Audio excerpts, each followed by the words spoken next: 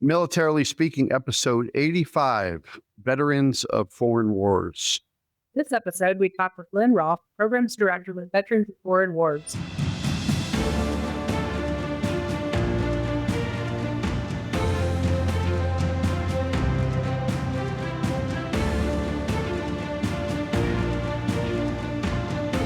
Welcome to Militarily Speaking, brought to you by Armed Forces Bank. This is Tom McLean, and I'm here with my esteemed co-host, Jodi Vickery. I'm the military retail exec for Armed Forces.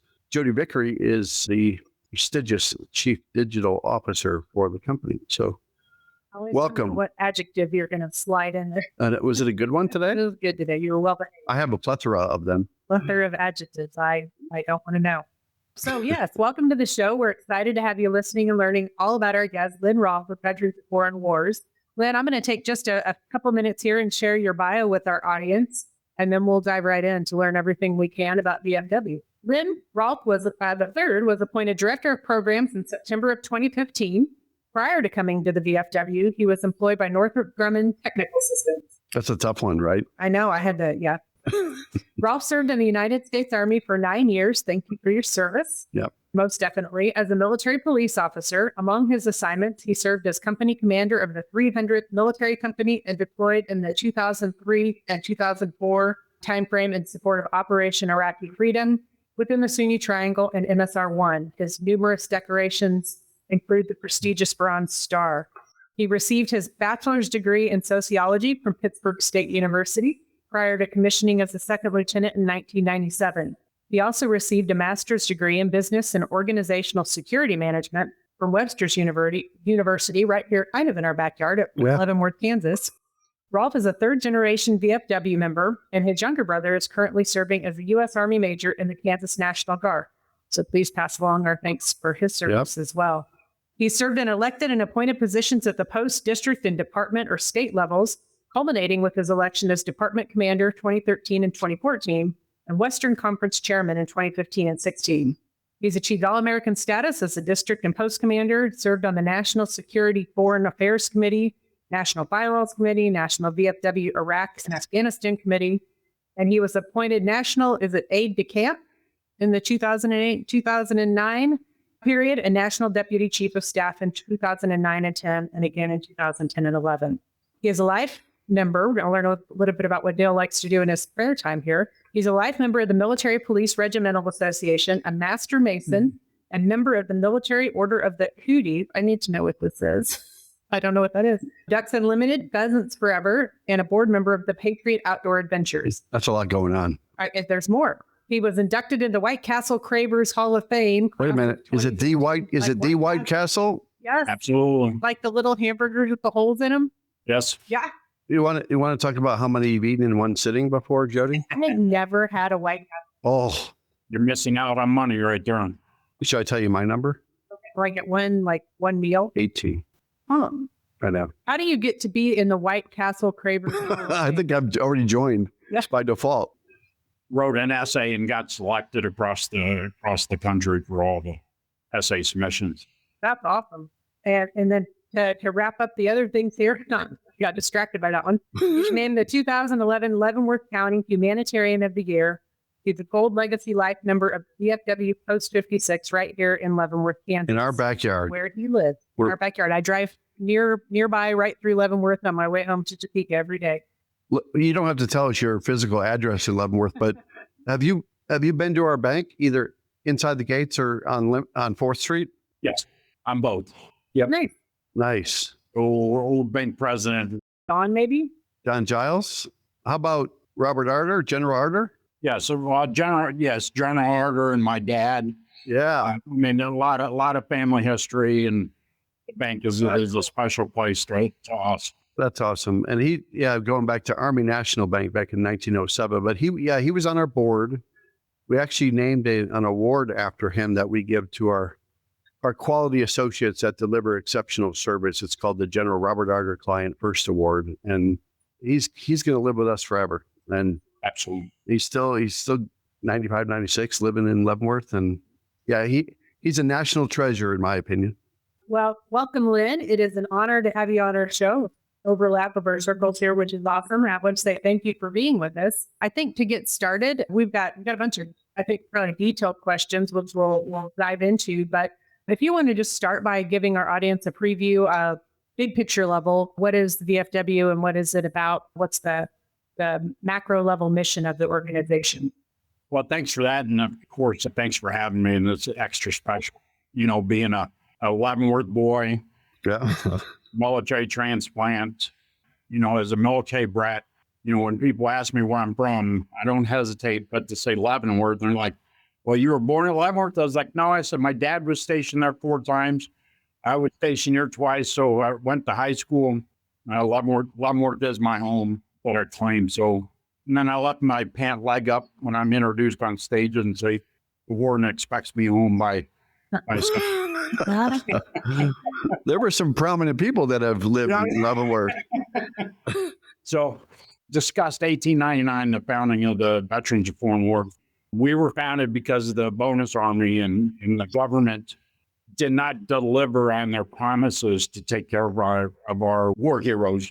So we banded together with the Spanish American veterans, Philippine insurrection veterans, and one other group, but bounded together to educate our government on the importance of military service and them honoring the contract. And it's really crazy how 125 years later, we're doing the exact same thing to this day, every day. That is our bread and butter, is to stand up for our military and our veterans that have served our country, raised our right hand, and us standing up for them. Essentially, their union, because, those that are serving don't have a union, but we're able to step into Congress and educate them on what we as veterans need from all generations. So that is really the founding of the VFW. And of course, with IRS, we had to add in the community service aspects to be able to justify the 501c19 congressionally chartered organization. So day to day, our great organization gets veterans their benefits, especially as they're transitioning out of the military, to make sure that they are receiving their disability payments. Spouses, widows, Gold Star kids, our NVS, or National Veteran Service staff, our healthcare side, does God's work with ensuring veterans get all the benefits that they're entitled to, staying up on the laws, and especially after the most recent PACT Act that was passed 2 years ago from toxic exposure that affected every generation of wartime vets through my current generation. So I'm really proud of the organization and what way it was founded, and we're still 125 years later doing the exact same thing.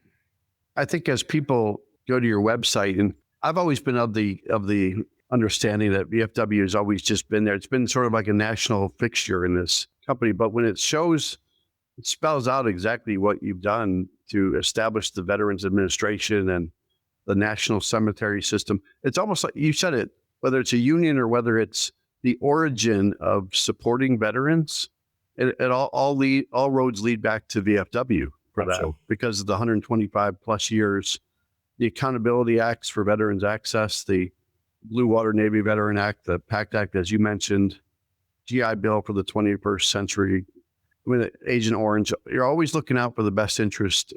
And I'm sure advocacy and issues affecting our military are rising to that level where you take them to Capitol Hill and you lead the charge, right? 100%. Which it's a great segue to my next question. So then again, name recognition, but I asked 3 people today just walking around our building. I said, what's VFW? Some people got 2 words right out of the 3. Some people got 0. One person got 1 because I'm a military banker. They put veteran in it. But as far as the recognition and the branding that you do too, that a lot of people don't know what value added services you provide to that community. And I think if you have to do a 30-second commercial or longer, what are the value added benefits to VFW? You have 1.4 million members, right? So talk about sort of what that value add is, so that the general knowledge and understanding, to Jodi's point, at a high level, is we are looking out for you. Yeah, and we covered the first two most important was standing up to Congress and making sure that we're upholding the contract when we enlisted or commissioned in the military or healthcare.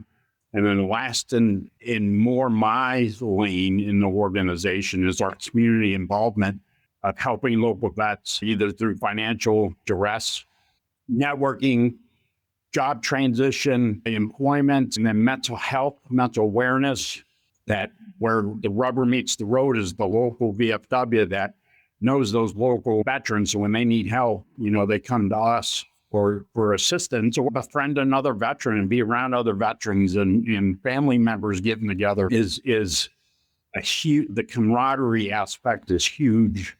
Building that tribe that's already out there, but connecting it and then going out and helping others.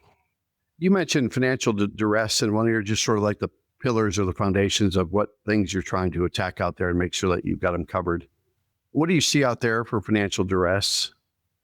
I would say it's education, that our veterans tend to be, for the most part, when they transition, underemployed and have come from, a certain lifestyle. And they're so used to being told what to do, 24 hours a day.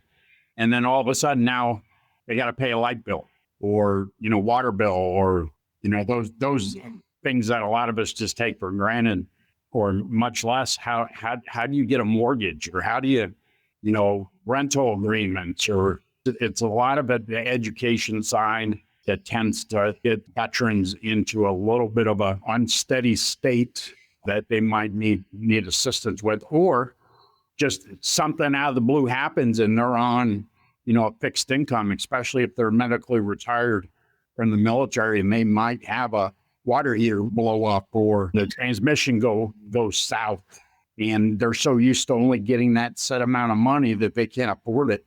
So we as an organization will step in and get them some help. No, we see that here too on the banking side of things as well. Yeah. So I want to talk a little bit about the advocacy work that you do in DC. It was one of the things that you mentioned as sort of the top 2 or 3 things that are out there for the VFW. Can you share with us what are the most current pressing issues that your organization's focused on in DC or in other places as you're advocating for the rights of veterans and their families? Absolutely. I'll take an easy one that our government can't get right now is the Major Richard Starr Act.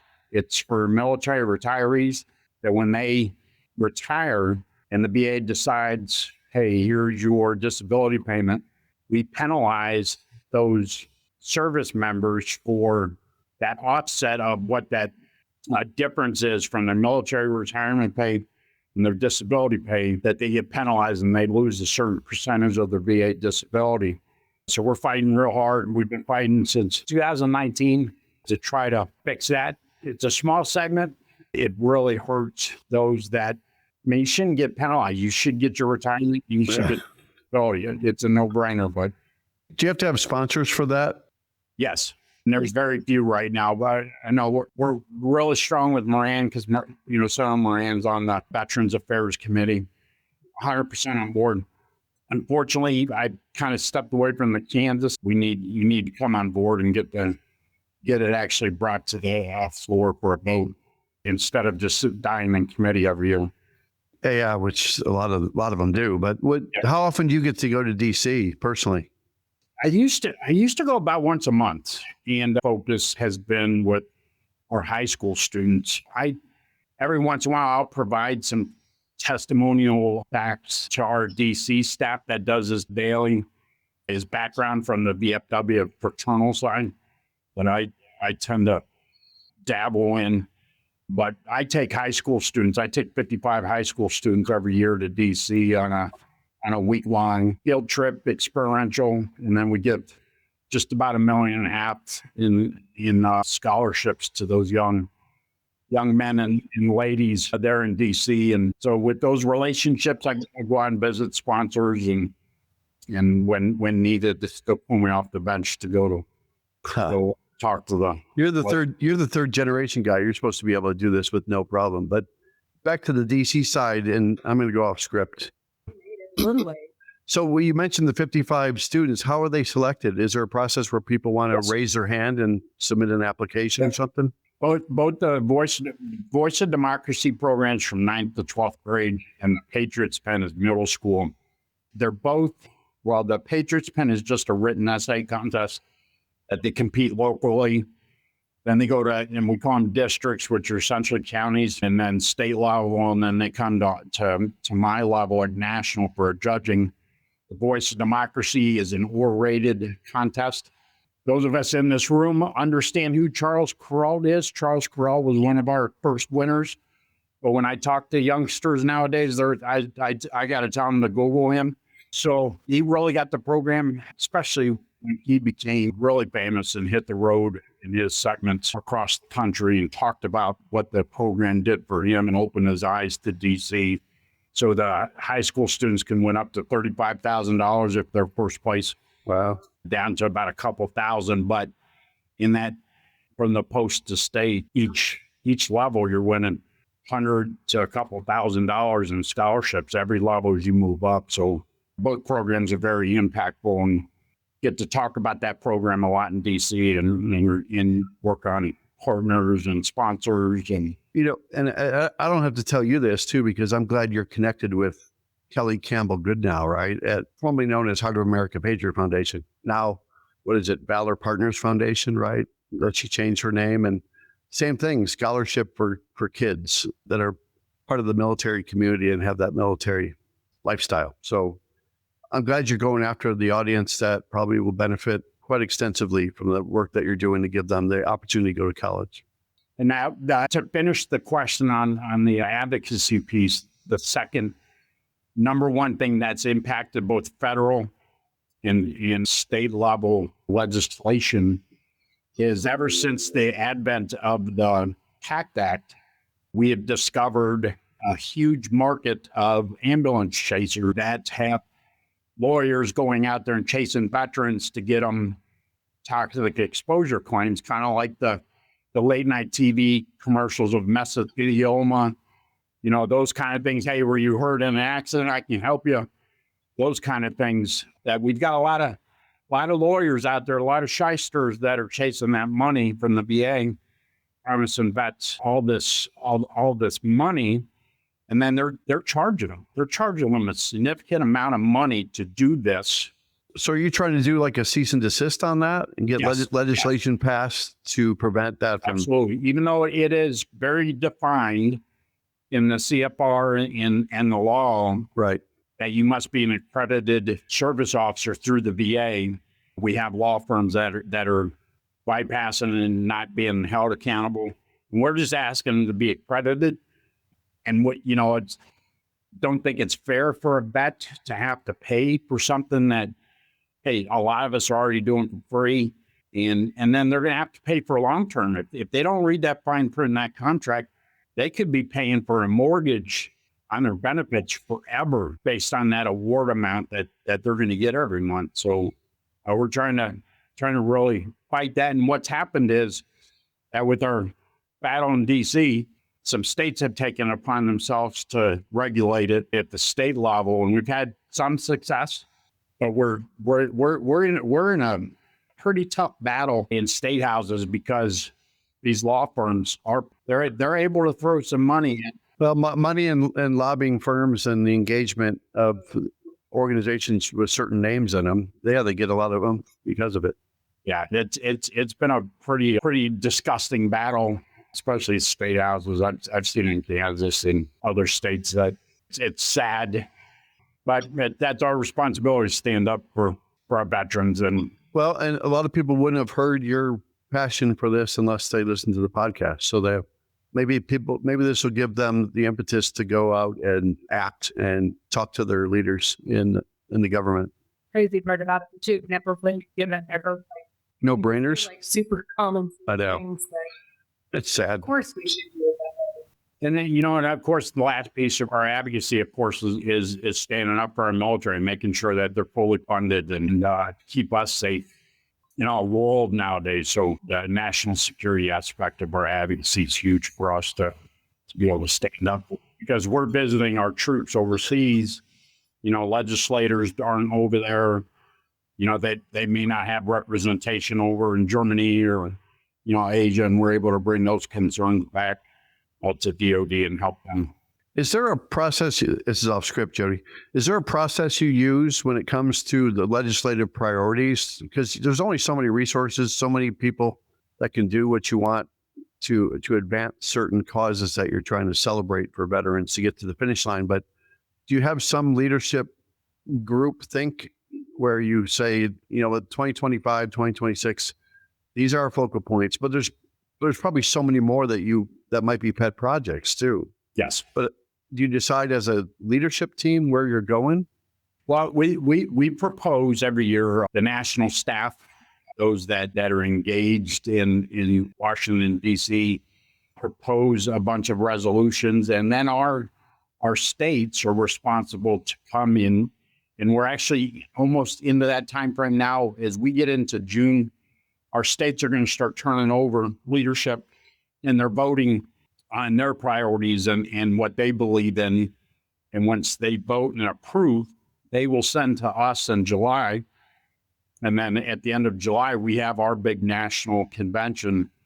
And much like any of the political conferences that happen, we vote on the way we want to move forward based on what we put forth, what our states have put forth, and get all of the membership to vote and say, okay, this is what we're going to stand for this year and move forward.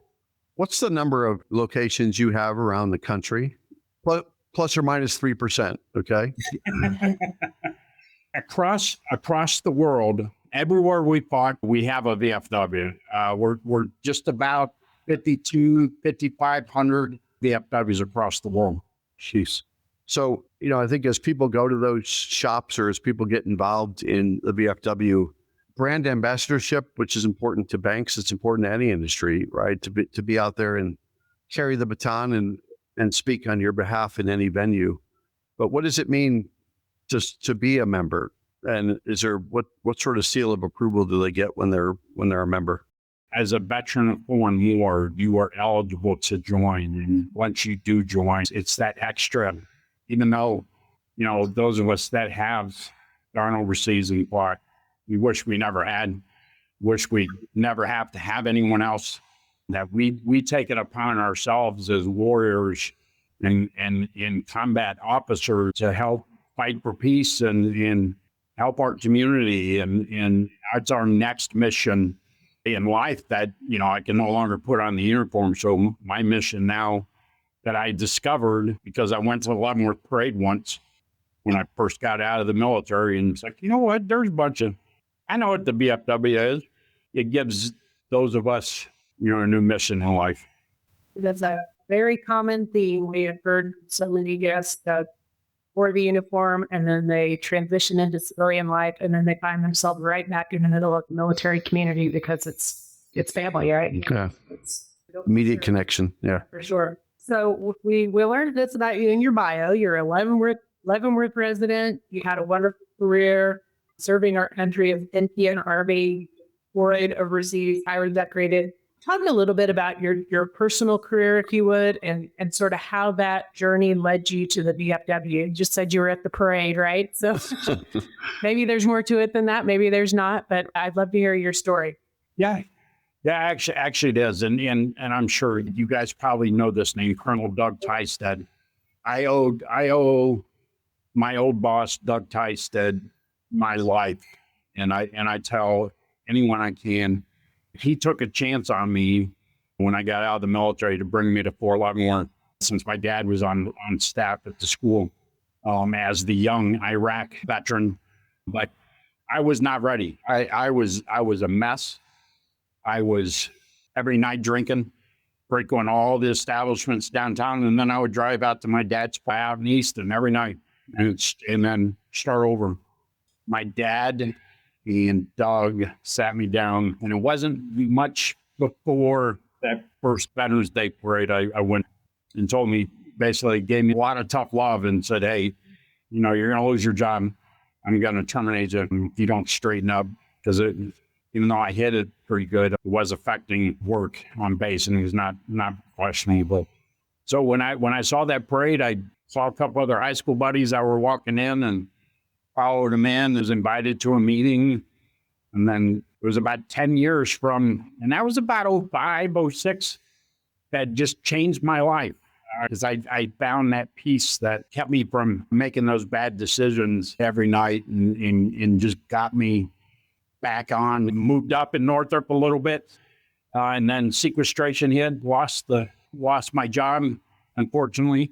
And I was actually on Armed Forces Insurance Board for about 2 years in Lori Simons. Yep. We know her well. Yeah. Yeah, she Good people. She took a chance on me also, and knew that we could get out in more trade fairs, talk to more vets that are out there that may not know about AFI.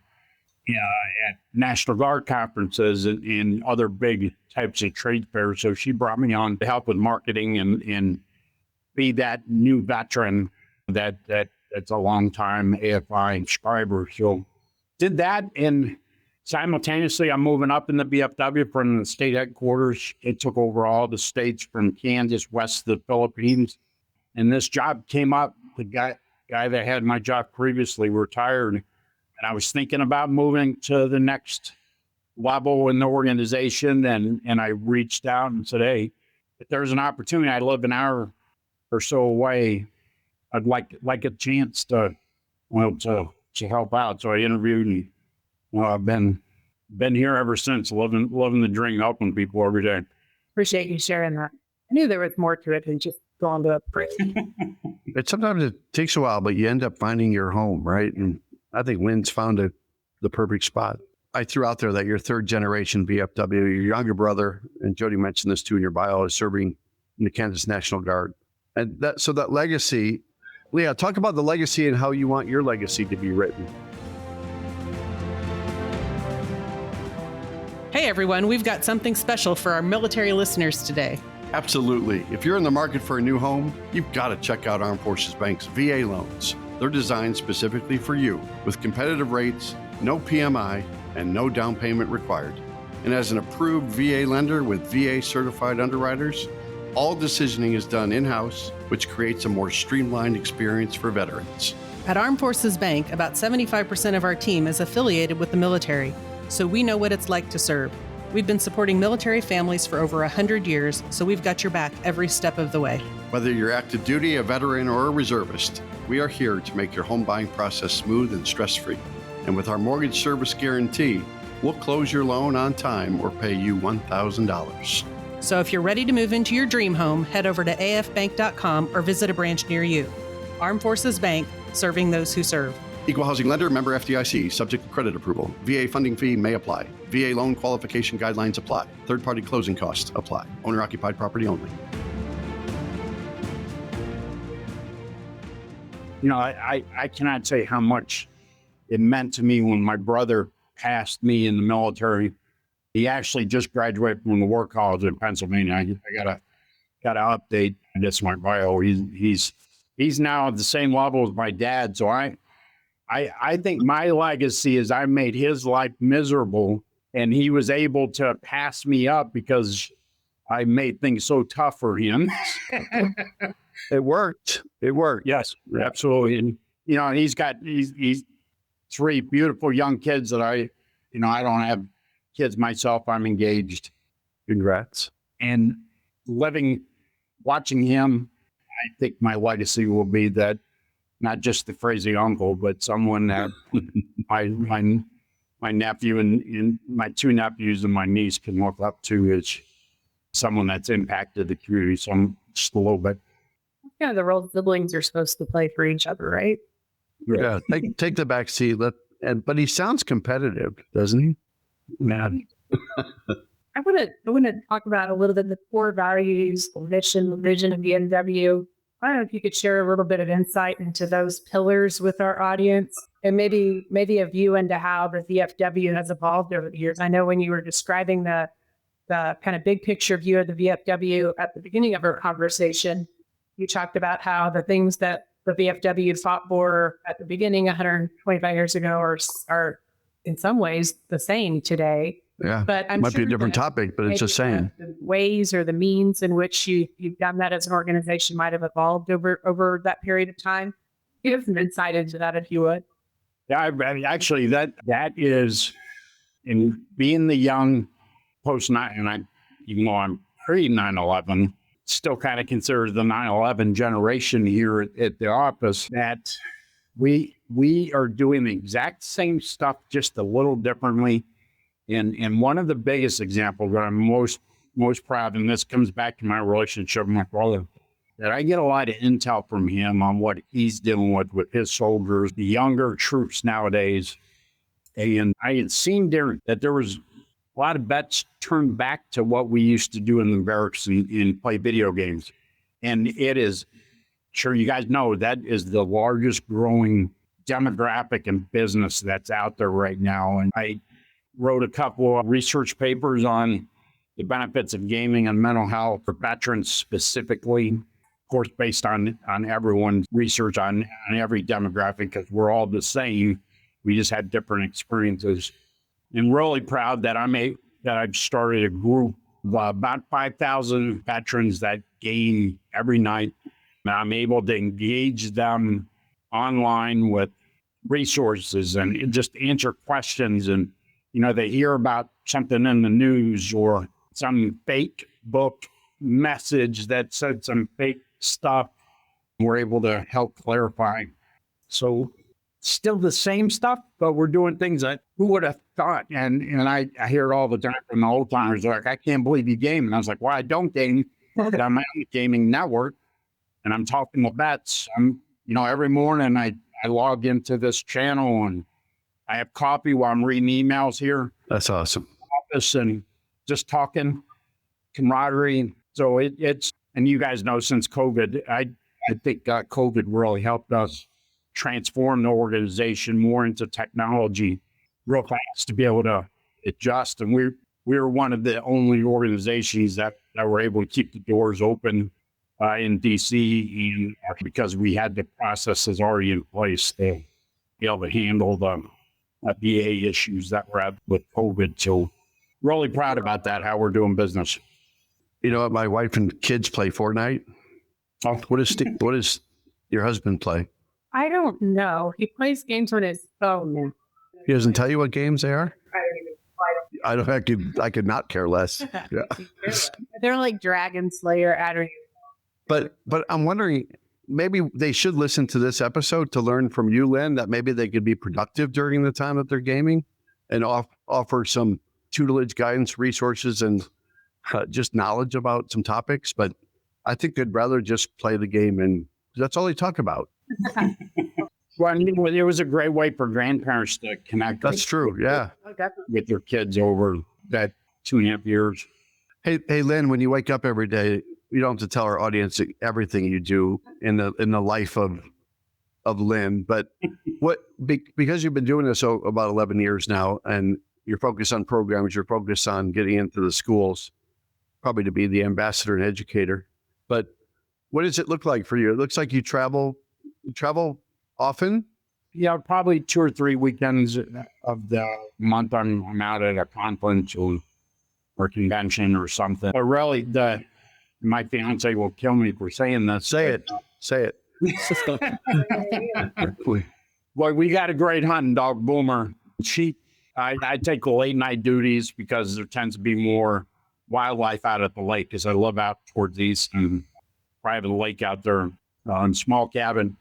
But we'll get up early in the morning. Of course, most times the dog gets her up, and emails start right away because I've got VFWs over in the Pacific areas, that are so far ahead of us that I tend to just play catch up on those so I can get those done before I even, get in a truck for the hour and 20-minute commute here and get ready, watch the news, pray to God that I-70 is not bogged down. Jodi does that every day. Yeah. I hate the highway. I don't do a very good job, so I take call, but still to get all the way across over here to Kansas City is pretty significant, going towards the city in the morning. And then, till 5, 6, here at the office all day, responding to phone calls, emails, like normal corporate work. Try to dedicate at least an hour to myself on either go for a walk or That's good. work on some research or some kind of strategic plan for what I'm trying to accomplish with our team here in programs, and then drive home. And I'm usually answering all my voicemails on the way home until I get to my dad's farm and pick my dog back up, because it's just like, and I'm not making light of this, but when you see one of the families or families passing their kids off at the gas station. That's what it feels like with the dog, right? Yeah, I go to my dad's farm, I pick my dog up, go down the lake, take him for a walk, and whole time I'm emailing till better half gets home. She works for a sheriff's office in another county. Just want to make sure I threw that out there, not to get wrong. Get a plug for her. Yeah. Yeah, and when she comes home, it's I try to turn off, but it is tough. But It is. I'm trying to get better, and it is what it is. If you love what you do, you never work a day in your life. It's been about 10 episodes since I said that. That's awesome. That's awesome. Well, thanks for giving us a glimpse into your personal side of things a little bit. Yeah. I want to come back to, we talked about some of the programs and the focus areas of the VFW. If people go out to the website, which they use VFW.org, I'll just say, what will they find there? How should they think about going there to figure out what programs and events apply best to them and maybe their personal needs? Yeah, I think it does a pretty good job on if you're interested in advocacy, you just click on the tab for advocacy and assistance, and then if you want to get involved in the community, click on community, and I'll drop down on different things like getting into the school, talk about veterans in the classroom, or us recognizing our teachers, and of course the scholarship programs for the youth. So, across the top, very easy. And then we're trying to find a post locators there. And of course, a lot of us don't even know what those things are anymore, and start using TikTok a lot more to be able to get the message out or just find stuff. So will we be able to find you on TikTok? Yes.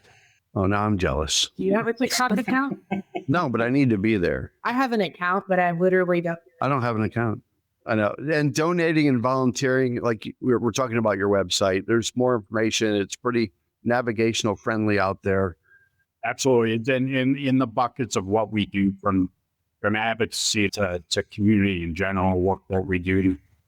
And of course, to contact us if you just have any following questions, can only reach out and they'll come to my desk for sure. Or 9 times out of 10, I'll call you. Unless it's just a matter of a resource and I'll just send you a link. I would encourage people to look at the core values, the mission, and the vision, because what we've talked about today, you've covered the full gamut, especially when you look at the vision about respected for their service and get their earned entitlements, recognized for the sacrifices. That's a great mission. And what was the other thing it said? Perpetuating the memory of our dead and our fallen. No, but it says no one does more for veterans, right? It's like in all bold on your website. And that's probably one of the biggest messages that I want our audience to hear, is that you advocate to the best interest of their well-being. So yeah, I'm all veterans. I'm off my tangent. Should we go to the military minute? Or do you want to see Okay, but I would ask, is there anything else that we haven't got to ask you about the organization that you really want to make sure our audience hears today? Well, one thing specific to anytime I can to attack the stereotype of being an old man, white drinking club or geriatric gin joint. that was Jodi's lifestyle, right? And yeah. So. That, some VFWs do have a canteen. That isn't what they're there for. That was started back in World War II as a bonding opportunity to get together and network. Yeah, I'm sure there was a lot of stories told, but it was more to help each other, through coping. But those buildings are truly should be, and it is very franchise based. If you've been to one VFW, you've only been to one, because each one is totally different. Each one's got a different identity based on the leadership. I'm really proud of Leavenworth because we're right here for Leavenworth. We have a lot of instructors from the college, a lot of contractors involved, a lot of retired military. And our post shows that here in Leavenworth is that identity. And we've got a lot of younger troops too from the disciplinary barracks and some of us that have moved back. So I'm really just give us a chance and try not to buy into that hype and interview. And we need more. I mean, can always use more help, but with the times that we're in, the number, the delegate strength, when we say 1.4, Congress listens to that when we say, hey, 1.4 believes in this. So, we come down from 2.3 about 25 years ago. We're seeing another upward spike with guys my age here, veterans my age that are retiring or just decided to hang up and focus on life in general. They have a little more time or disposable time to give back. And then just a personal note, really proud. We did start up, the last piece of mine personal is we started the Buffalo Soldier chapter of Phi Beta Sigma Fraternity Incorporated there at 411. It's been defunct for a few years. And tonight I'm actually going to Lansing High School to present $1,000 scholarship to a senior with that fraternity. So really, really proud about that. That bunch of us military have reinvented that chapter to get it going again. Well, that sounds like a pretty great way to spend the evening. Okay. With that, I'm clear. Well, I think I appreciate you being here. We do want to play our military minute with you before you go. But what I think is great is I think so many people have heard Veterans of Foreign Wars. They've heard VFW, but hopefully today gives them a glimpse into the broad spectrum of things that the VFW is actively doing.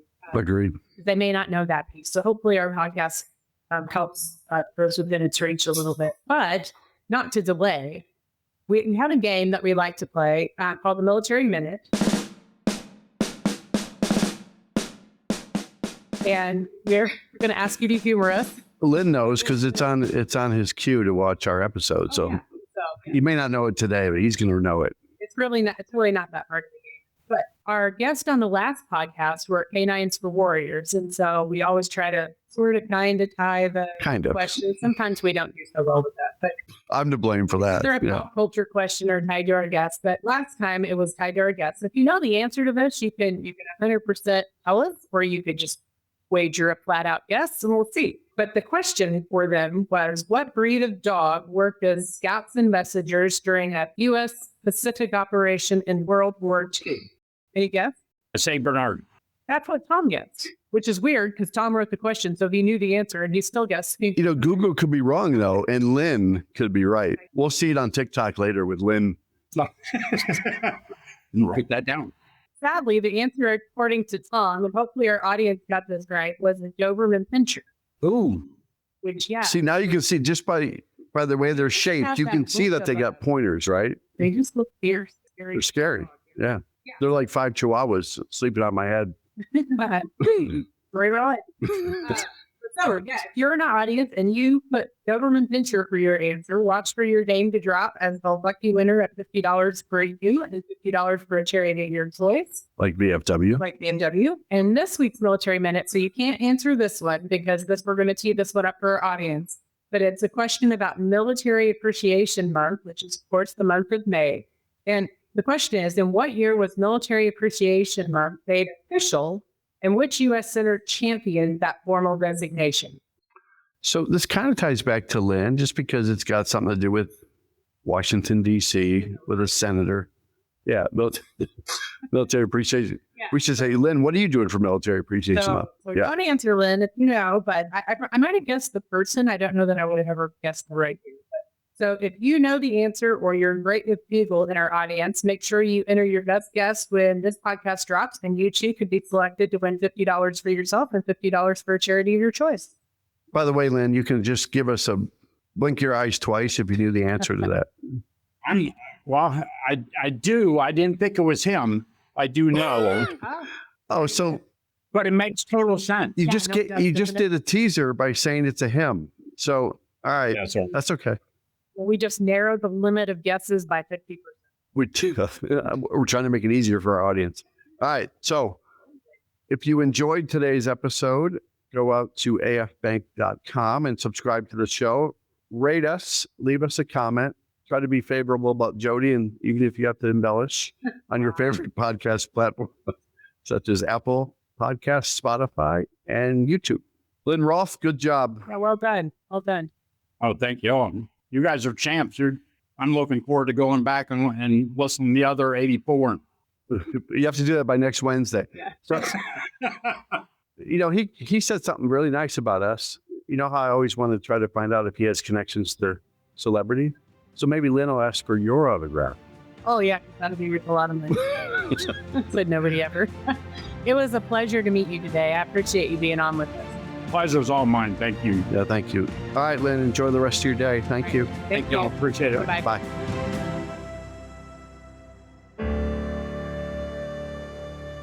Copyright Armed Forces Bank, member FDIC, equal housing lender. All non-Armed Forces Bank-owned apps, websites, company names, and product names are trademarks or registered trademarks of their respective owners. Their mention does not imply any affiliation with or endorsement by Armed Forces Bank of them or their products and services. They are merely used as examples of the many available apps, companies, and websites that offer similar services. Before using any app or website, you should carefully review the terms of use, data collection, and privacy policy. Apps may have an initial cost or in-application purchase features. This information is general in nature and is not intended to be legal, tax, or financial advice. Although Armed Forces Bank believes this information to be accurate, it cannot ensure that it could change. Statements or opinions of individuals referenced herein are their own, not Armed Forces Bank. Consult an appropriate professional concerning your specific situation and respective governing bodies for applicable laws, such as IRS.gov for current tax law. Armed Forces Bank, the Armed Forces Bank logo, and the Militarily Speaking logo are registered trademarks of Armed Forces Bank.